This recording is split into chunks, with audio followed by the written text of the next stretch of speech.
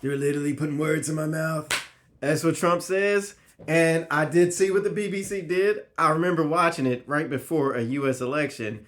And I was like, wow, that's crazy. But what I did not know is they spliced the whole speech and made it look like he told people to go attack the Capitol, which is not what he said.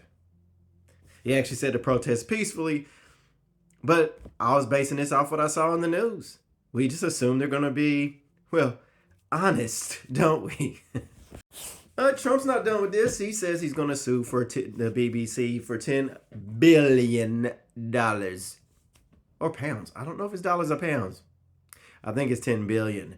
He's doing this through where he lives in Florida, which is, this one's a bit of a weird one, right? Because they say they didn't send it to US networks to air, but that was all over the internet. So it's not really, everybody saw it, you know?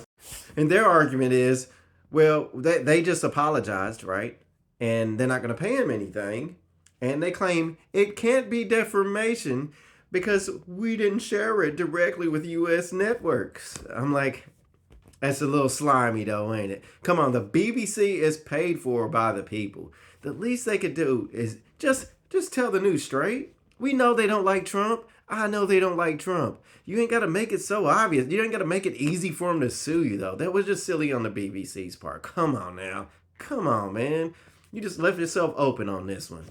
And that was definitely defamation. Because when I saw what he actually said as opposed to what they sent right before a U.S. election, which could be argued, that's election interference. You know, like they were trying to claim with the Russia thing with Trump.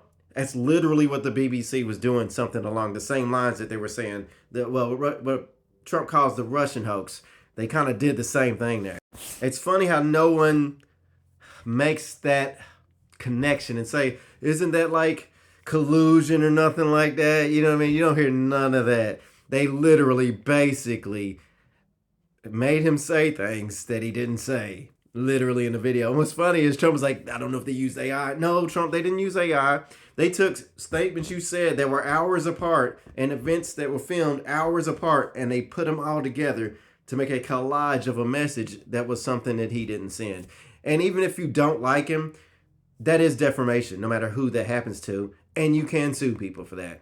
Just my question is how is this going to pan out? It should be interesting. Y'all take care.